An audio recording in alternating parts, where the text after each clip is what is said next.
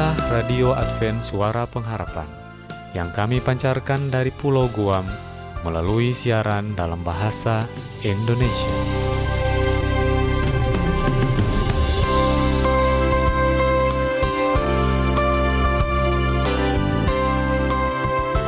Salam sejahtera kepada saudara pendengar dimanapun Anda berada. Selamat berjumpa kembali dengan kami, Radio Advent Suara Pengharapan. Semoga dengan program acara yang telah kami sediakan dapat membawa berkat bagi keluarga Anda dimanapun Anda berada. Selamat mendengarkan dan semoga Tuhan memberkati.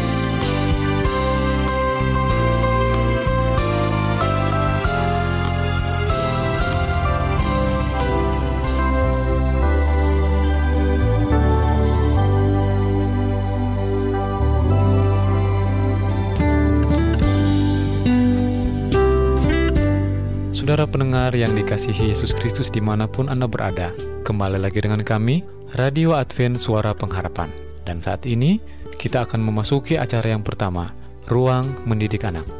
Yang pasti sangat cocok untuk para orang tua dan wali, atau siapapun yang memiliki tanggung jawab mengasuh anak. Arahan dan petunjuk yang disampaikan dalam program ini mengacu kepada petunjuk Allah, baik dari kitab suci, juga pena inspirasi, yang merupakan tulisan yang diilhamkan. Selamat mengikuti. Namun sebelumnya, mari kita dengarkan lagu pujian yang berikut ini. Selamat mendengarkan.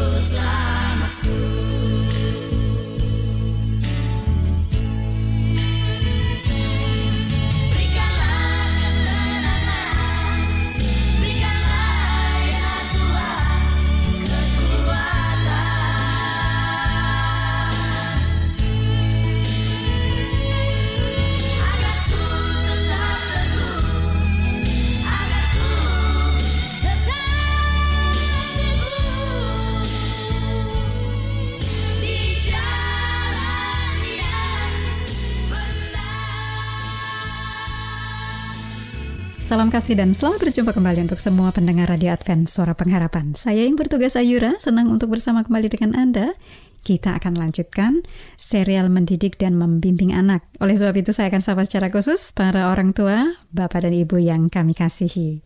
Baik, para orang tua dan pendengar sekalian, ini masih di unsur dasar pembentukan tabiat dan kali ini akan menjadi ulasan kita adalah mengenai orang tua merupakan alat Allah untuk membentuk tabiat. Ya, jadi memang ini bagaimana berhasil dengan anak-anak itu memang fokusnya lebih dahulu pada orang tua ya. Jadi jangan bosan para bapak dan ibu dan juga para pendengar karena ini adalah petunjuk ilahi. Jadi pasti ini adalah yang paling baik untuk kita. Nah, para orang tua, setiap kali Anda itu kehilangan pengendalian diri lalu berkata-kata dan bertindak dengan tidak sabar ya atau menyemprot pada anak-anak, maka dikatakan bahwa Anda berdosa terhadap Allah. Malaikat pencatat akan menulis setiap kata-kata yang diucapkan orang tua di hadapan anak-anak dengan cara tidak sabar, kata-kata yang tidak dijaga, yang tidak hati-hati, atau bahkan dengan cara mengolok-olok. Setiap kata yang tidak suci dan tidak agung itu dicatat oleh malaikat sebagai noda dalam tabiat kekristenan para orang tua. Jadi pesannya di sini, orang tua, kita perlu berbicara dengan manis budi kepada anak-anak. Ini berbeda dengan pemanjaan ya, mohon dibedakan, karena itu juga sudah kita sampaikan di pertemuan yang lalu. Ini adalah membentuk karakter atau tabiat yang terbaik. Jadi bicara dengan manis budi, karena kita perlu ingat, kalau diri kita sendiri juga tidak akan sabar kalau orang berbicara kepada kita seperti kita yang dipersalahkan. Jadi hal yang sama, jangan Anda letakkan di atas pikulan si anak-anak ya. Karena itu kan juga nggak bisa kita tanggung. Dan anak-anak itu tentunya lebih lemah dari orang tua atau orang dewasa. Jadi dia tidak bisa menanggung beban yang sama. Oleh sebab itu, kuncinya adalah pengendalian diri. Pengendalian diri orang tua, perhatian, dan kerja keras orang tua dalam hal membentuk tabiat anak ini pasti akan diberkati Tuhan dan berbuah menjadi 100 kali ganda. Bila kita menyerahkan semuanya kepada Tuhan dan dengan rela mengizinkan Tuhan mengajari kita agar kata-kata kita menyenangkan dan penuh kesukaan, jadi seperti sinar matahari dalam keluarga ya. Berkali-kali diingatkan bahwa orang tua kalau menghendaki anak-anak mereka menjadi baik dan berbuat yang benar, ya diri orang tua sendiri yang harus benar, baik dalam hal teori atau dalam pengajaran, juga dalam perbuatan. Karena anak-anak itu dipengaruhi oleh tingkah laku, baik orang tua juga orang-orang lain yang mengaku umat Tuhan, khususnya dalam hal ini mengaku Kristen. Nah, ada satu contoh kasus.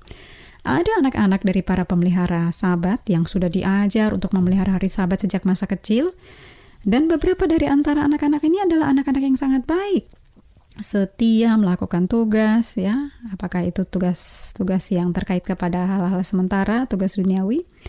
Tapi kemudian anak-anak ini bertumbuh menjadi pribadi yang tidak punya keyakinan yang mendalam tentang dosa. Dan mereka juga tidak merasakan keperluan bertobat dari dosa. Wah, ini tentu saja keadaan yang berbahaya. Namun, Anda dan saya perlu tahu bahwa ini adalah akibat dari anak-anak muda ini. Mereka mengamati kelakuan dan tindakan orang-orang lain yang mengaku umat Tuhan, ya, termasuk dalamnya mengaku Kristen. Tapi, kemudian mereka mendapati beberapa orang yang profesionalnya itu dikatakan sukses, ya, bukanlah orang Kristen yang sungguh-sungguh. Jadi pada saat seperti ini mereka temukan anak-anak ini mulai membandingkan pandangan orang sukses tadi dengan pandangan mereka, dengan perilaku mereka, dan apa yang mereka lihat pada profesional yang mengaku umat Tuhan namun tidak sungguh-sungguh ini, dan yang pada saat yang sama menjadi batu sandungan. Dan pada saat mereka tidak melihat ada dosa yang tampak nyata kepada umum dalam kehidupan para profesional gadungan ini, ya, maksud saya dalam hal gadungan adalah tidak sungguh-sungguh berbakti dan menyembah Allah. Orang-orang golongan ini jadi disanjung karena mereka juga menyanjung diri mereka sendiri sebagai orang-orang yang benar. Ini bisa terjadi, mengapa? Karena begitu banyak orang tua maupun guru yang mengaku percaya firman Allah, tapi hidup mereka bertentangan dengan kuasa firman tersebut. Sehingga pengajaran mereka mengenai Alkitab kepada anak-anak tidak mempunyai efek yang pengaruhnya lebih besar bagi hidup anak-anak tersebut. Nah, pada saat anak-anak muda dituntun untuk merasakan kuasa firman, mereka itu bisa melihat keindahan kasih Kristus. Mereka bisa melihat keindahan karakter Kristus. Bahkan mereka juga bisa melihat sangat mungkin memiliki kehidupan yang diserahkan kepada pelayanan bagi Kristus. Namun sayangnya, anak-anak muda ini melihat hal yang berbeda dari kehidupan orang-orang, termasuk di sini para orang tua dan gurunya, yang mengaku menghormati hukum-hukum Allah, namun tidak hidup secara demikian. Nah, para orang tua dan pendengar sekalian, sepertinya ini menjadi pukulan keras untuk kita semua ya. Tapi kita memang harus tegas untuk mengatakan tidak terhadap penggodaan. Nah, secara khusus para ibu harus hidup dengan tidak mengikuti kebiasaan-kebiasaan dunia, sehingga dalam keseharian bisa memberi teladan kepada anak-anak tentang kesetiaan kepada Allah dan bisa berhasil mengajar anak-anak untuk mengatakan tidak kepada pencobaan. Ya, ajarin anak-anak peraturan yang seperti ini. Kalau orang membujukmu untuk berbuat dosa, jangan menurut. Namun sekali lagi ditekankan ya, para pendengar dan para bapak dan ibu, kalau orang tua mau agar anak-anak itu sanggup mengatakan tidak kepada pencobaan, maka diri sendirilah yang lebih dahulu harus sanggup untuk mengatakan tidak kepada pencobaan. Jadi, bila bagi orang dewasa perlu untuk mengatakan tidak kepada pencobaan, itu sama perlunya bagi anak untuk mengatakan tidak pada pencobaan. Jangan lupa, ini harus selalu kita ingat, bahwa orang tua harus ramah dan lembah lembut kepada anak-anak, sehingga anak-anak pun belajar lemah lembut. Jadi kita harus tunjukkan dalam rumah tangga kita bahwa kita adalah umat Allah. Rumah tangga yang anggota keluarganya satu sama lain tidak bersikap ramah, tidak bersikap sabar dan kasih, itu rumah tangganya tidak bernilai. Jadi berhati-hati dengan nada suara, demikian juga dengan kata-kata. Sepatah kata persungutan, sepatah kata kekasaran atau yang penuh kemarahan terlontar dari bibir orang tua, ini bisa melakukan kerusakan ya. Jadi sampaikan permohonan kepada Kristus yang penuh anugerah, kebutuhan orang tua untuk bisa bertutur kata seperti ini, yaitu tanpa persungutan, tanpa kekasaran, dan tanpa kemarahan. Itu semua sulit bagi kita yang berdosa ini, tapi kita harus memohon kepada Kristus karena Kristus menantikan permohonan kita yang seperti itu. Dan Roh Kudus akan mengambil alih kendali hati dan nurani para orang tua, lalu memimpin kata-kata dan juga perbuatan para orang tua. Jadi, pastikan bahwa kata-kata kita, pembicaraan kita itu suci, sehingga anak-anak mendapatkan teladan untuk hal-hal yang kita mau, yang para orang tua mau dilakukan oleh anak-anak. Dan kiranya para pendengar selalu ada kata-kata yang menyenangkan dan penuh damai, serta wajah yang berseri-seri dalam rumah tangga Anda. Nah, kalau orang tua menggunakan cara memaksa atau diktator, tidak pernah akan berhasil. Jadi tidak boleh menunjukkan roh seperti majikan ya, memerintah saja, lalu suka mengecam dan cari-cari kesalahan. Ingat para orang tua, kata-kata yang diucapkan, nada berkata-kata, apakah itu untuk yang baik atau yang jahat, itu pelajaran bagi anak-anak. Jadi kalau kata-kata kemarahan terlontar dari bibir orang tua, maka pada saat itu juga Anda sedang mengajar anak-anak untuk berkata-kata dalam cara yang sama. Dan pengaruh Roh Kudus yang melembutkan itu jadi tidak menghasilkan apa-apa untuk karakter anak-anak. Jadi perlu tekun untuk berbuat baik, khususnya jika para orang tua mau melaksanakan tugasnya bagi anak-anak. Intelektual anak-anak sedang dibentuk, kasih sayang dan tabiat sedang dibentuk. Pertanyaannya, dibentuk mengikuti pola siapa? Pola Allah atau pola duniawi? Jadi biarlah orang tua selalu mengingat bahwa diri mereka merupakan alat-alat Allah dalam membentuk anak-anak. Dan nanti bisa saatnya tiba, katakanlah orang tua harus istirahat sementara dalam kubur. Pekerjaan yang sudah dilakukan oleh orang tua itu akan abadi, akan lekang ya, dan akan memberikan kesaksian tentang diri orang tua itu sendiri. Apakah pekerjaannya baik atau yang sebaliknya. Jadi para orang tua harus memberikan petunjuk, mengamarkan, menasihati, dan sambil selalu ingat ya bahwa raut wajah kita, kata-kata kita, nada suaranya, dan tindakan kita itu mempunyai suatu pengaruh yang langsung kepada hidup masa depan anak-anak. Ini bukan semata melukis sesuatu yang indah di atas kanvas atau memahat sesuatu yang permanen di atas batu pualam, tapi ini adalah pekerjaan membubuhkan peta ilahi pada jiwa manusia, yaitu pada jiwa anak-anak. Terima kasih para pendengar untuk perhatian Anda, secara khusus para bapak dan ibu. Kita akan lanjutkan serial mendidik dan membimbing anak pada kesempatan berikutnya minggu depan. Tuhan memberkati kita semua.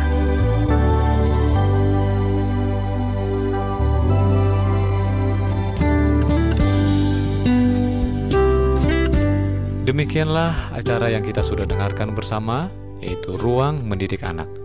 Semoga itu bisa bermanfaat bagi kita semua, bagi keluarga, bagi orang tua, dan terlebih lagi bagi anak-anak kita. Kiranya ini dapat menjadi penuntun praktis dan bermanfaat bagi tugas mulia yang sudah Allah mandatkan kepada kita. Sampai berjumpa pada kesempatan berikutnya. Tuhan memberkati.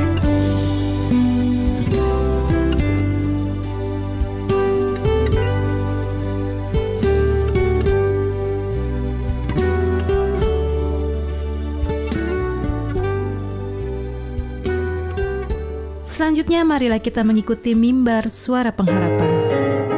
Inilah mimbar suara pengharapan dengan topik pembahasan damai sejahtera di hati. Selamat mendengarkan. Aku ya Tuhan untuk lihat kebenaran, berikanlah kepadaku kuasa yang bebaskan dari dosa.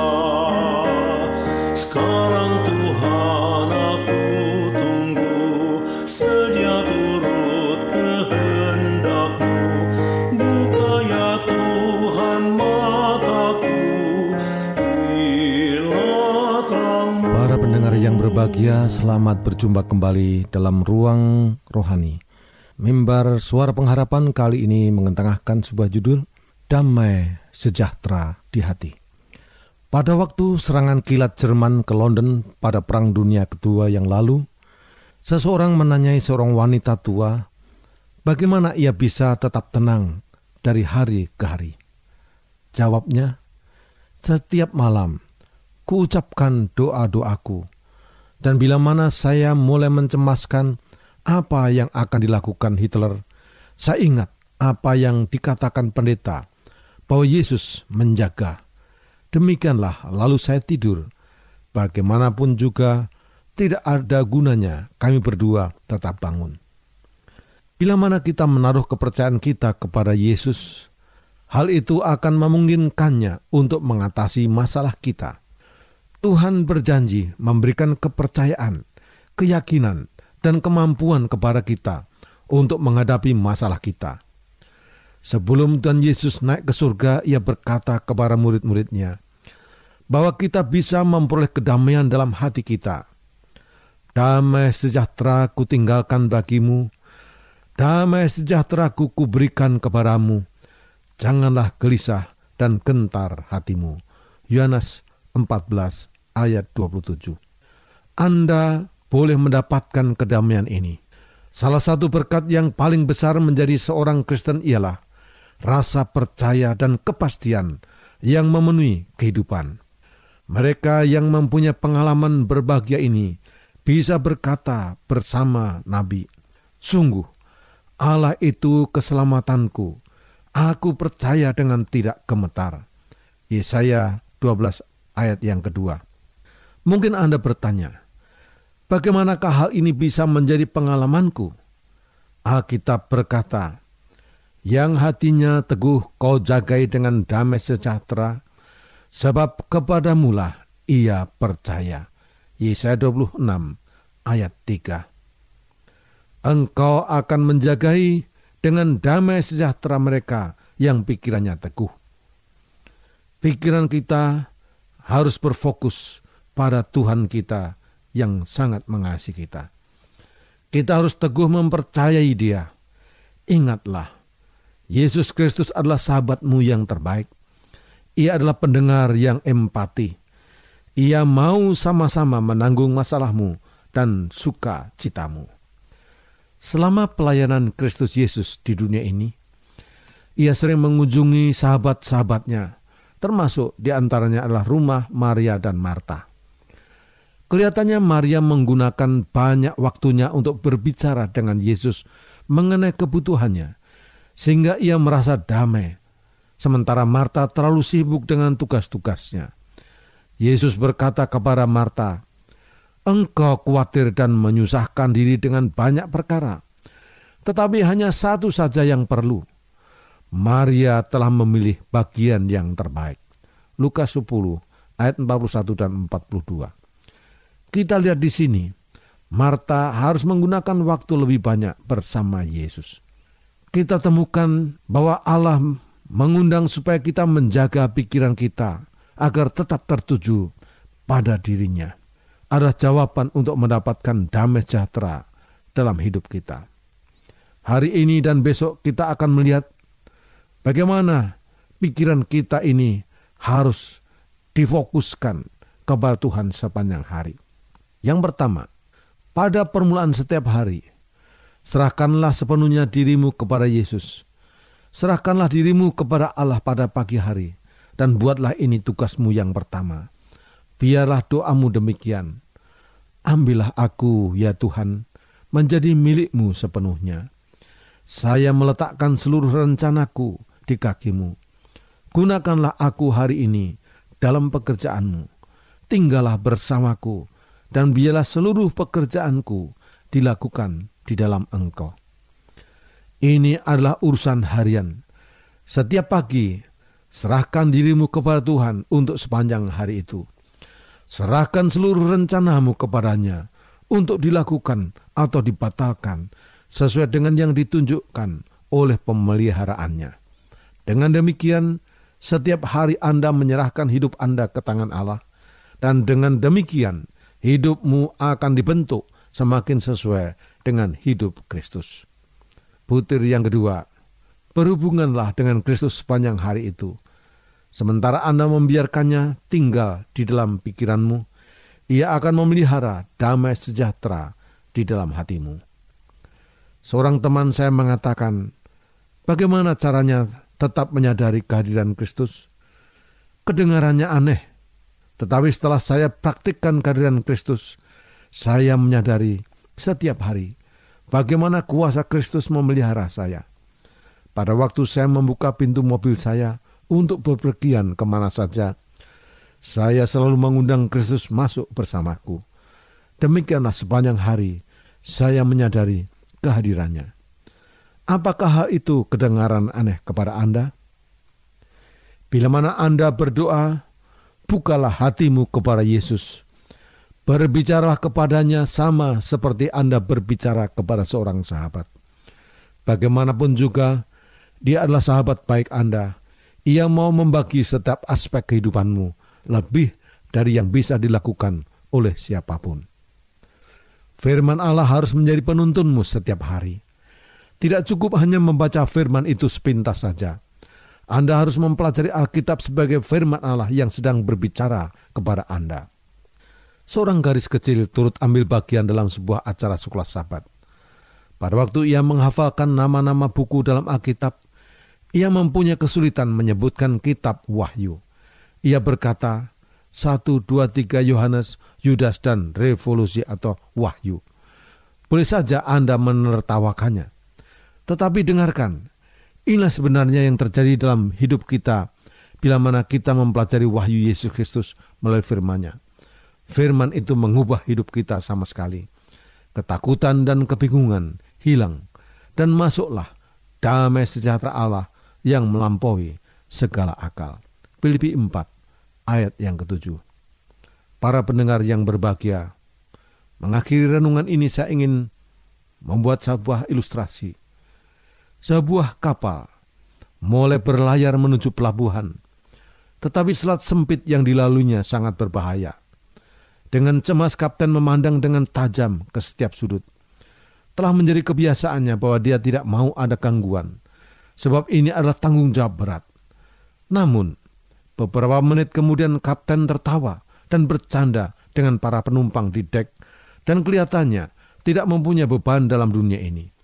Semua kecemasan telah hilang lenyap, walaupun kapal itu masih sedang berlayar melalui selat sempit yang berbahaya. Apa yang menyebabkan perubahan besar ini?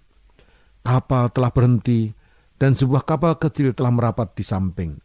Beberapa orang telah naik ke kapal dengan menggunakan tangga tali. Salah seorang di antaranya ialah seorang pandu yang langsung masuk ke ruangan jurumudi dan mengambil alih kendali. Kapal sekarang menjadi tanggung jawab pandu. Pandu mengetahui setiap batu dan titik-titik berbahaya di selat itu. Ia telah melalui alur berbahaya itu beberapa kali sebelumnya. Para pendengar yang berbahagia, pada waktu Kristus pandu kita telah mengendalikan hidup kita, kita bisa membuangkan segala kecemasan dan ketakutan kita, karena kita akan mengalami damai sejahtera dalam hati kita sepenuhnya. Kiranya Tuhan memberkati kita sekalian. Amin.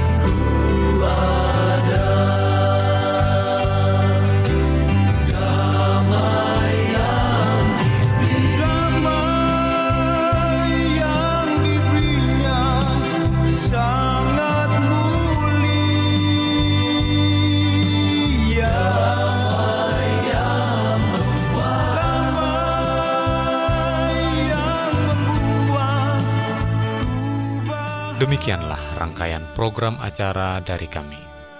Apabila Anda mempunyai pertanyaan atau ingin mendapatkan seri pelajaran Alkitab Suara Nubuatan, Anda boleh menghubungi kami dengan mengirimkan surat ke Radio Advent Suara Pengharapan, PO Box 8090, Jakarta 12810, Indonesia.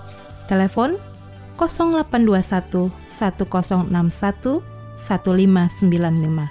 Alamat email awrindonesia@yahoo.co.id. Anda juga dapat bergabung di Facebook kami, Pendengar Radio Advent Suara Pengharapan, juga Radio Advent Suara Pengharapan. Terima kasih untuk semua pendengar yang setia. Kita bertemu lagi di gelombang dan waktu yang sama. Salam kasih dan sejahtera. Tuhan memberkati kita semua.